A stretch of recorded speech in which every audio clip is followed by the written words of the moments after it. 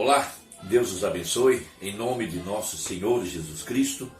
Estamos aqui para trabalhar pela fé preciosa, esta fé que nos fez escapar da corrupção que há no mundo, esta fé que é a certeza das coisas que se esperam e a prova das coisas que não se veem.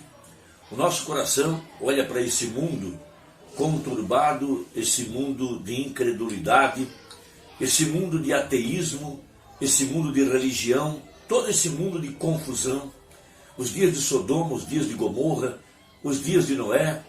Veja, toda essa corrupção que hoje há no mundo, tudo isso já houve uma vez lá no passado. Nós vivemos os dias de Sodoma e Gomorra, de acordo com a Bíblia. E antes de Deus destruir Sodoma, pelo poder sobrenatural, veja, caiu fogo do céu, veja, a explosão atômica destruiu toda aquela cidade. Veja, antes da destruição, Deus visitou o seu povo, Deus visitou a semente real, Deus visitou Abraão, um tipo da verdadeira igreja, um tipo daqueles que vivem da fé nas promessas de Deus. Abraão manteve o seu coração firmado na promessa que Deus havia feito para ele, e ele regava diariamente essa promessa, crendo nela. Ele não titubeou na fé, ele não oscilou entre dois pensamentos, ele chamou as coisas que não eram como se já fossem. Essa é a fé. A fé não olha para os sintomas, não olha para as circunstâncias, a fé crê na palavra. Não importa as circunstâncias, não importa a condição social, não importa a condição das religiões, não importa o que diz a ciência, não importa o que dizem os incrédulos. O verdadeiro crente mantém-se firme naquilo que Deus prometeu. E Deus visitou Abraão, Deus mesmo, em carne humana, numa prefigura do que Deus faria no tempo do fim. Porque a Bíblia fala que como foi nos dias de Noé, assim também seria nos dias da vinda do Filho do Homem. Deus mesmo, vestido de peles humanas, comeu carne, comeu pão com manteiga, momentos antes de Abraão e Sara serem transformados, momentos antes de receber o filho da promessa, momentos antes de Sodoma ser destruída. E essa mesma promessa está na Bíblia para os crentes que serão arrebatados. Primeiro, os mortos ressuscitarão, e depois nós, os vivos, seremos transformados. Depois ouviremos a voz como que de trombeta, uma trombeta chamando a igreja para a ceia das bodas do Cordeiro. Então veja, a Bíblia fala que ele viria na 7ª vigília. Veja, quando ouviu-se uma voz, aí vem o esposo, as virgens prudentes e as nécias se levantaram juntas para sair ao encontro do esposo. Veja, tinha terminado o tempo de espera pela vinda do grande e poderoso Deus. Veja, o mesmo Senhor descerá do céu com alarido, com a voz de arcanjo e a trombeta de Deus. E nós temos essa profecia no livro de Gênesis, quando Judas, inspirado pelo Espírito Santo, falando a respeito do arrebatamento, que precederia o julgamento final. Veja, ele referiu-se a Enoque, o 7º depois de Adão. Veja, ele não levou em conta Caim, porque Caim não era filho de Adão. Ele levou em conta a genealogia a partir de Sete. Veja, aquele filho que foi colocado em lugar de Abel. Então Enoque foi o 7º da genealogia de Adão. E ele representa a verdadeira era da igreja do tempo do fim, a era que seria arrebatada. Veja, momentos antes da Babilônia instaurar sua confusão, Enoque, o 7º, ele foi arrebatado.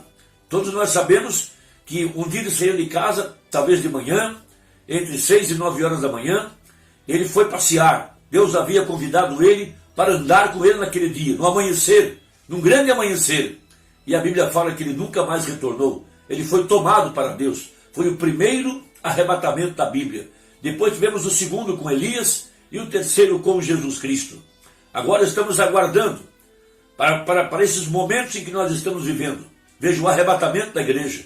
E os sinais que precederiam esse arrebatamento seriam os dias de Noé, os dias de Ló, veja, e também os dias em que a era de Laodiceia, a última era de Apocalipse 3, colocasse o Filho do Homem para fora. Veja, de acordo com a Bíblia, ela expulsou a palavra, expulsou o profeta desse dia. E quando ela colocou esse vaso de barro para fora, Laodiceia não sabia que dentro desse vaso estava o Senhor, estava o Filho do Homem, estava Emanuel, estava Jesus Cristo em forma de Espírito Santo. Porque o Espírito Santo e Jesus são a mesma pessoa. Então, quando ela se tornasse uma era, quando ela se organizasse, veja, e ela expulsasse para fora o mensageiro de Malaquias 4, o anjo de Apocalipse 10, 7, ela se organizaria e ela morreria. Então isso fecharia o ciclo. Veja, a sétima era. Veja, nesse tempo então, que o Filho do Homem surgiria em cena para reunir a igreja ao redor de uma mensagem, o alarido. Logo em seguida, a voz da ressurreição para trazer os mortos à sepultura. E em seguida, a voz de trombeta chamando a igreja para encontrar o Senhor dos ares. Então veja, em Judas capítulo 1, verso 14, diz assim o apóstolo: e destes profetizou também Enoque, o sétimo depois de Adão, dizendo: eis que é vindo o Senhor com milhares de seus anjos, ou melhor, de seus santos, para fazer juízo contra todos e condenar dentre eles todos os ímpios por todas as suas obras de impiedade que impiamente cometeram, e por todas as duras palavras que ímpios pecadores disseram contra ele. Esses são murmuradores, queixosos da sua sorte, andando segundo as suas concupiscências, e cuja boca diz coisas muito arrogantes, admirando as pessoas por causa do interesse. Então esse é o tempo em que nós estamos vivendo, um povo que está debaixo do julgamento. Veja, ele estava vendo exatamente Apocalipse 19, Jesus montado num cavalo branco, e seguindo após ele a igreja, também montada em cavalos brancos. Esse cavalo branco é a palavra. Veja, porque Jesus e a palavra são a mesma coisa. Veja, esse poder que carrega o Espírito Santo, a palavra manifestada, a palavra revelada. Então, isso está dizendo para nós que esta era tem chegado, que a hora tem chegado, e que há uma igreja que está reunida ao redor da palavra, porque onde estivesse o corpo, ali se juntariam as águias. E o corpo é a palavra, as águias são os eleitos que estão se alimentando do pão do dia.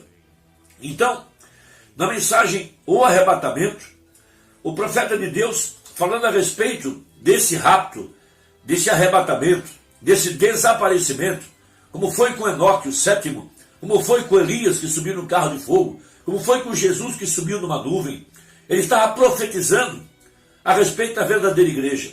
Então ele disse: agora, nós encontramos aqui que Enoque foi o sétimo depois de Noé, ou depois de Adão, o que foi um tipo das eras da igreja. Agora, todos os demais 6 homens antes dele morreram, porém Enoque foi transladado. Enoque foi arrebatado, o sétimo, mostrando que é a sétima era da igreja que recebe o arrebatamento. Agora, não há dúvida, nós estamos na sétima era da igreja, todos sabemos disso. Então, Laodiceia, a era da igreja denominacional, organizada, morta debaixo de credos e dogmas, porque ela está montada num cavalo amarelo, e o nome do cavaleiro que cavalga é a morte, e morte soletra-se denominação. Então, em meio a esta igreja condenada, veja, ouve-se uma voz: sai dela, povo meu. Uma igreja subindo em fé, subindo em graça, subindo em poder, subindo em transformação, subindo a era da noiva, nesse 8º dia, depois que terminou a era denominacional. Veja, a igreja verdadeira, a igreja predestinada, agora, caminhando rumo à eternidade, ela é chamada para fora, como Enoque foi chamado. Sim, e ela é chamada para esta grande festa dos tabernáculos, ao redor da revelação da palavra, para que ela possa ser transformada, receber um novo corpo, o corpo glorificado. Agora, é a sétima era da igreja que recebe o arrebatamento. Todos os outros 6 morreram, porém Enoque foi transladado. Enoque foi arrebatado. Foi um tipo de todos os demais morrendo, porém a noiva do tempo do fim será chamada para fora. O arrebatar, sem morte, será chamada da sétima era da igreja, o que nós estamos agora testificando daquela era. Oh, que coisa! Oh, que coisa! Vamos cavar agora, bem fundo. Agora, Aqui também um tipo das 7 eras da igreja, o que em Apocalipse 10, verso 7, que o grande mistério do livro havia de ser desvendado pelo mensageiro do 7º anjo. Agora, há um mensageiro acima, sempre, e um mensageiro na terra. A palavra inglesa anjo significa um mensageiro. E na mensagem do 7º anjo, enquanto ele está fazendo sua proclamação, seu ministério, então, quando ele começa a tocar o seu ministério, veja, não quando ele começou, veja, não quando ele fez os milagres com a mão e com a profecia, mas quando ele estava trazendo sua mensagem, a terceira etapa, pregando a palavra para trazer a fé para o rapto. Então Jesus, quando ele começou curando os enfermos e aflitos. Oh, diziam eles, aquele grande rabino, ele é profeta, todos o queriam em sua igreja. Porém, quando ele se sentou certo dia e disse, eu e meu pai somos um, veja, aquilo foi diferente. Aquilo foi diferente. E se não comerdes a carne do filho do homem e não beberdes o seu sangue, não tereis vida em vós mesmos. Se houvesse ali o médico, eles diriam, é um vampiro. Veja, está vendo? Agora veja, ele não explicou isso. Eles já tinham visto a manifestação, a vindicação da palavra de Deus para a sua era, feita real e provada, para eles que ele era aquele mensageiro daquela era, e ele não tinha de explicar nada. Veja a mesma coisa nesses dias finais. A terceira etapa, veja, ela tem que ser revelada pelo Espírito Santo, para trazer a fé de arrebatamento, para que você possa ver a glória de Deus atrás dessa mensagem, ver a glória de Deus atrás da pele humana, porque a mensagem e o mensageiro são a mesma coisa. Irmão, que Deus possa abrir teus olhos. Vamos trabalhar juntos, vamos dar as mãos. Deus te abençoe. Vamos trabalhar até encontrar o último eleito. Deus te guarde e até a próxima, se Deus quiser, em nome de Jesus. Amém.